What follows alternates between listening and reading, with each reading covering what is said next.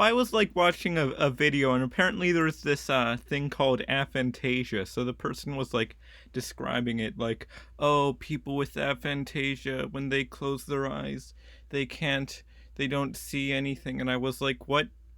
Well, I mean, obviously, you're saying you can see things when you close your eyes? It's crazy. So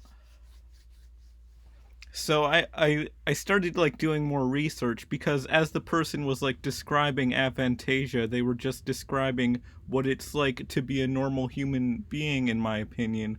And I think that's pretty wacky that these other people, these 97 percenters or whatever, they can actually imagine things with like their brain or whatever, when like, and it's like they're seeing it, which I find hard to believe. Okay, like here, imagine you are on a beach. Okay, yeah, I can imagine a beach. I can like, like a beach is a beach, but I don't imagine rays of setting sun color. This seas. I mean, I know what a beach is, but I don't actually see a beach when I imagine a beach.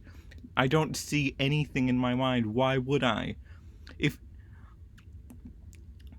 Chances are you see absolutely nothing. I just like, if I close my eyes, I just see black. Or if there's like a bright light in front of me, I guess I would see red, because the light has to travel through my eyelids. Now, let's see. So, I mean, I don't think it's like at all strange not being like.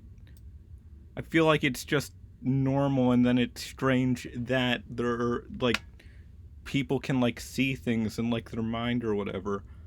So I mean, at first I just assumed that, it's like, no one actually sees things in their mind. It's not like watching a movie. But then when I describe, I mean, when I see what, like, people describing what it's like not to have aphantasia, they're like, oh yeah, it's like playing a memory, and I'm playing a movie in your mind or whatever. It's a memory is just like you're there. Like, I have, like, obviously I like dream and stuff, but like, if I like have a dream, it's not like watching a movie. It's more like reading a book, except like, instead of like words on a page, it's like the ideas like behind those words. And I think that's pretty normal, for me at least. I would never have it any other way. And it's like asking people to like picture something in their mind, like, I don't really know what that means. Or well, I mean, I guess I can know what it means, but if I try to like really focus and picture something in my mind, it's not like actually seeing it. So they, let's see, there, I just read this article. They did this like study, and apparently like people can just like hold on to an image that they're not being shown somehow. Let's see. So they took the general population, people without aphantasia. So, like, here it says, when you try to imagine a picture, you're trying to recreate the same pattern of your response in your brain as you saw the image, are not able to create the same pattern of response in their brains. Like, well, I mean, obviously, actually experiencing something is going to be a lot different from just remembering it. Like, I I mean, I think I'm a pretty good artist. Well, okay, maybe not, but like, I don't think having aphantasia makes me a worse artist. Or maybe if I didn't, then I would be just the best artist ever or something. I don't know, because I feel like I'm pretty good at art. Well, I mean, I'm not like a great artist, but I don't feel that not being able to picture things in my mind, uh, makes me worse at art. So like, here it says difficulties recognizing faces, which, I mean, now I guess that like kind of makes a lot of sense, because I do kind of, I mean, I have sometimes like have difficulties like remembering people's faces, like especially people that I haven't seen in a while, or people that I don't know very well. I mean, I can't, if you ask me to like picture what someone's face looks just off of memory, I wouldn't really know. But I mean, obviously, I can recognize someone that I know well pretty easily. Here I have something that's supposed to be an aphantasia test. Let's see how well it is, how good it is. I'm not really looking at instructions. I'm agreed to the privacy policy terms. I guess I have to do that. Uh, okay, think of some relative or friend whom you frequently see but who is not with you at present, and consider carefully the picture that becomes before your mind's eye. Okay, I'm closing my eyes, and I see absolutely nothing. No, the exact contours of face, head, shoulders, and body. Nope, don't see that. Characteristic poses of head, add precise carriage. Yeah, I don't. So like people can just like see this stuff when they close their eyes and imagine really hard. It doesn't seem like something people would be able to do. Visualize a rising sun. Okay, I'm really focusing, trying to see that sun, and I see the back of my eyelids. Obviously, that what else would I see when I close my eyes? The back of my eyelids, because it's not like eyes have an off switch. You just see the back of your eyelids. Um, the sun rising above the horizon into a hazy sky. The sky clears and surrounds the sun with blueness.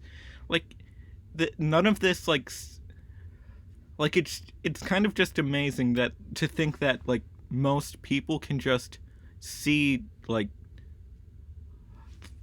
what's actually like if they have a memory, it's like actually like being there and like seeing things. Like that's crazy, because to me it's just like I know what a rainbow, I know what a flash of lightning is, but I don't picture it in my mind when I think of it.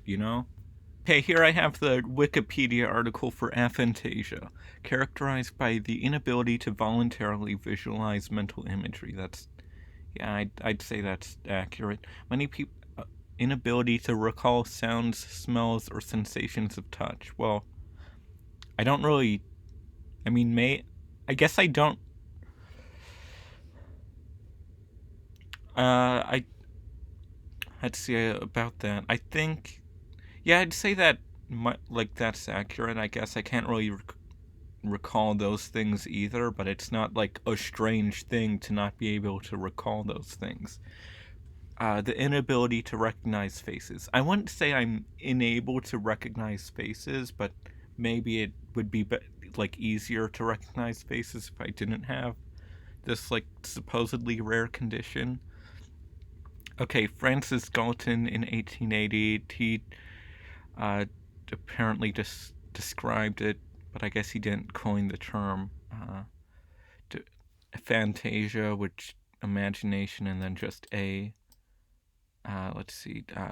Francis Galton. So what did he do? He studied about mental imagery, describing it as a common phenomenon among his peers. So it's common, apparently.